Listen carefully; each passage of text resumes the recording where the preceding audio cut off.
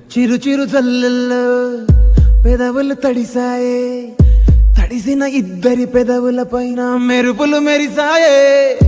ఉరుముల చప్పుడులో ఉరకలు మొదలాయే, ఉరుకుతూ ఉండే తలపులనేమో విడియములాపాయే. అడుగు అడుగు ముందుకు సరుపుకొని ఒకరికి ఒకరము చేరువై ఊపిరి తగిలేటంతగా ముఖములు ఎదురుగా ఉంచామే. ముద్దు పెట్టేశావా?